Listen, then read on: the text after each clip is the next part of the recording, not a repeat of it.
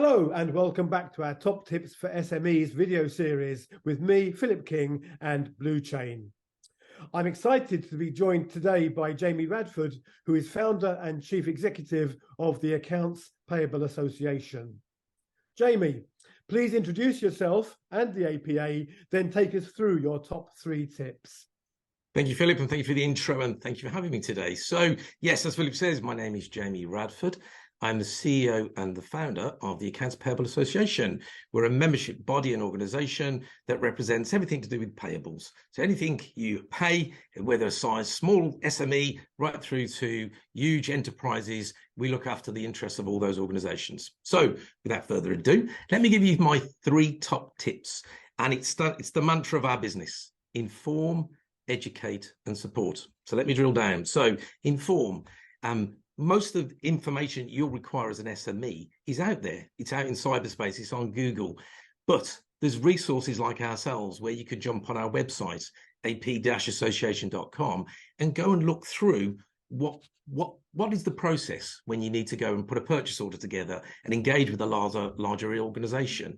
They're the challenges that a lot of SMEs face. So really drill down, go and have a look at the resources. There's video resources. There's lots of larger organizations that are giving top tips on our website. So there's number 1, definitely inform, make sure you keep yourself up to date with that information. Number 2, educate. Again, look, it might be in your own community, but come and look at our community. We are blessed to have lots of corporate organizations that actually want to work with SMEs. They want to share their best practice. They really do want to make payments on time, for instance. But sometimes it comes down to the education, which is my last tip. But going back on that educational part, it's all about communication. It's having the chat, having those conversations with the larger businesses. Jump onto our website, but also reach out to those larger organizations. We all want to get the work from them, but actually we need to have a talk to them about what's the reality. How does that process work? What's the process of getting payments? What's the process of getting purchase orders? There's a real big challenge. And then my final one is all about support. Reach out to your network around you. You have people like ourselves. Philip, I know that you offer support in your previous role, but ourselves, we offer lots of support. And again, I mentioned it earlier, we have a website, but we also have things like YouTube channels where you can go and learn best practice around the process of getting paid by larger organizations. Take yourself through there. And I suppose the final one that is all around the communication element is you've got to communicate as much as the larger organizations. It's a two-way street. So make sure you educate, you inform, and you sort of get that support you need, but have that conversation. Really drill down and get that communication support that you need. Hopefully that's helpful today. Thank you so much, Jamie. Some great practical advice there. I'm delighted we're now being joined by Tim Ennis, who is Chief Executive of Bluechain. We're going to delve a bit deeper into Jamie's 3 top tips. But hello, Tim, and welcome. Thanks, Philip, and great to be here. Great to see you, Jamie. Morning, both. So, Jamie, you shared 3 top tips there: inform, educate, and support. Let's look at the inform the first. It's obviously important for all business people and business owners to keep up to date with what's going on. And you mentioned your website, but you know, how do they do? If I'm a plumber or a roofer or something, how do I stay up to date with what's important in this field? Yeah, look, there's loads of resources, isn't there? I mean, you know, you've got everything from small business associations, you've got networks like us, larger organizations that support the corporate environment. But it's on you. It's on you as a business owner to go and educate yourself. Go out that into the world. Really go and find those networks or organizations that are absolutely want to inform and support you. We're, as I said in a short clip, we are blessed that we really do have a lot of organizations that we work with who actually really do want to pay the small businesses, but there's a bit of disconnect. And what I mean there is that the information that's probably viable and it's out there ready for people to go and gather is not then being shared by either it's the sort of the corporate organizations or it's the smaller businesses that go and ask. So it comes down to that communication tip we went through as well, where you've got to really keep yourself informed. You've really got to keep yourself up to date with what's going on, but it's on you as small business owners. Go out and find go to our website, and we mentioned in the short clip, ap-association.com. Loads and loads of tips, lots of videos. We have YouTube channels, but make sure that you proactively go out there and try and get information. Yeah, no, that's absolutely true, Jamie, isn't it? Lots of small, big businesses get castigated for treating their small suppliers badly, but often they do want to do the right thing. And I'm, a small business commissioner. I talk to hundreds of large businesses who really wanted to help their small businesses, but they often shot themselves in the foot by not providing the right order number or whatever it might be. So being informed is really, really important. Tim, anything you want to add on this particular tip? Yeah, I think, when I'm a business, whether I'm a small business, and I am a small business, when I'm paying my bills or when I'm getting paid by my customers, there's lots of tools out there, as you say, and also people do want to help. And I found this in general as I've been growing Bluechain, is that if you ask someone, they'll probably help you. They aren't thinking anything negative about you, and they don't think anything negative of you asking for help. And I found that, the greater the realization you can bring of that, the more value you can get out of it. And also, Google is incredibly unjudgmental. Ask Google, or even more useful, actually, in today's world, ask ChatGPT, how should I put together an invoice to send to my supplier? How should I manage an accounts payable process? Are there tools out there that could save me time in doing accounts payable? That's the sort of stuff. And I have asked this. I've said, can you find me stats on this? And it's come back and given me stats, right? And that would have taken me a while on Google to find it. Then I've got to read the report. Whereas actually I can ask those very specific questions. So I think, Inform is a great piece here, but recognize that you don't need to reinvent the wheel. There's lots of people to help you. Really good point. And you're right. The getting that invoicing right is so key. We mentioned that in one of the other videos, where if you don't know what the customer needs, how can you enable them to pay you by giving the right information? Jamie, you moved us on to educate as your second tip. Education is a word that sort of conjures up a vision of sitting in a classroom or going through a webinar or something. But I guess, for a small business owner, there's much more practical bite-sized stuff that's available. But talk us through it from your perspective. Yeah, look, I think this is probably one of the most important tips, to be honest with you, Philip. I think, education, again, it's on the business owner, go and educate yourself. But, if you look at an end-to-end process, and we're going to look at the payables process here, how do a small business get paid? It starts at the beginning. At some point, you want to sell to a larger organization. Are you aware of not only what the product or service you're selling, but what the process of getting paid will be? So how do you get loaded as a supplier? How do you get onboarded? What's that process look like? How long does that take? And then once you're onboarded and you've gone through all that process, what's the next stage? Are you going to have to wait for that purchase order? What is a purchase order? How does that purchase order impact the invoice process? When you get that order and you then, like Philip said, create that invoice in a correct format that then gets sent to the larger business, make sure you're quoting the purchase order. Make sure your line detail on the invoice is correct, because the big businesses, they're paid to look through this detail in minute detail. So their challenge is they get an invoice through, it comes through to a central PO box or an inbox or whatever it will be. The first thing they'll look on an invoice is it correctly addressed? Is it the correct legal entity? Is it addressed? Is it got the right detail on the invoice, i.e. purchase order? Have you got the right legal entity on there? Have you got the right VAT number?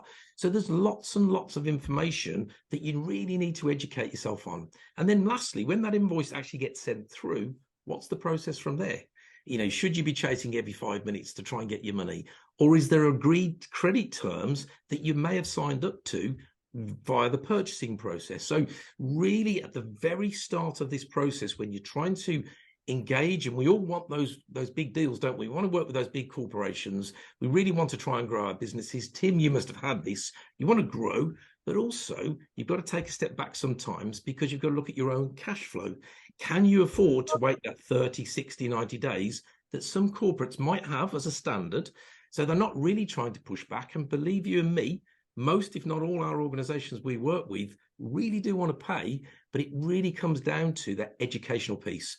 Educate yourself, but also there's work that we're trying to do with the likes of Tim and Philip and the Good Business Pays organization about how we can help larger businesses communicate and educate smaller businesses in a more direct fashion to have things available on their websites. So when you are actually going through detail and you're trying to understand how you're going to engage with a larger organization, actually go on their website, look at other customer reviews, look at things that might help you. So education, in my opinion, is one of the most important tips that I can give you from a payables perspective for large and small businesses. So, thanks, Jamie. And I'm glad to hear you mentioned Good Business Pays, because as you know, I'm on the board and work with Terry a lot in trying to drive that campaign forward. Tim, this has been your world for a long time, hasn't it? So, I'm sure you've got some insights to add here. Absolutely. I think everything you say is really correct. I'd like to flip it on its head, to be honest, and think about that. All of those things you said, Jamie, which I think is really good for a small business to be aware of, is you send an invoice, someone in a larger business is going to go through it in a fine-tooth comb. What happens when you, as a small business, get an invoice? You should be doing the same, right? Because is that invoice from the person you think it is? Are those bank details accurate? Does it have the right data on it? And I'm not saying that you should be doing the full job of an AP team, right? Or an AR team, but you should be checking those invoices to make sure that you're paying the right people yourselves. And one of the things that, we've heard I certainly have heard lots of horror stories of businesses paying invoices that have been intercepted, have had bank details changed, and they're the culprit of interception fraud, and they've lost money. So I think, let's also think about it from the small business perspective of them paying their bills. How can you make sure that you are looking after yourself as efficiently as possible? Because you're a business owner, you're busy, you're doing this on the weekend, it could be family time. How can you make sure you're protecting yourself? And there's tools out there, right? There's lots of systems out there that can help you. Everything from the accounting packages through to tools like Bluechain, through to other systems that can protect you from that and make it easier for you. Because the FSB, I think it is, the Federation of Small Businesses, says that the average small business spends 33 hours a month on admin. That's 4 days. They spend 10 hours of that on finance admin, accounting and bookkeeping. That's 2 days, near enough. That's crippling. And it's done on the weekend half the time or in the evenings, which is, not great for your mental health. It's not great for lots of things. And I can attest to some of that. So, I think that's what's really interesting as well, is how can you streamline what you're doing in that space too? Yeah, that's really helpful, Tim. Thank you. And I know that most small business owners have gone into a business to feed a passion. They want to be a hairstylist, they want to be a web designer, they want to, be a bricklayer, whatever it might be. And the last thought on their minds when they set on that journey was, I'll have to spend 2 days a week worrying about invoicing and administration and so on. So anything that can be done to support that is really important. And of course, you mentioned cybersecurity, and that's going to be the subject of one of the videos in the series that we're currently producing. Your final tip, Jamie, was support. And we touched on that with what's available from the APA and other organizations and so on, but specifically around support and tapping into the network. What's your advice there?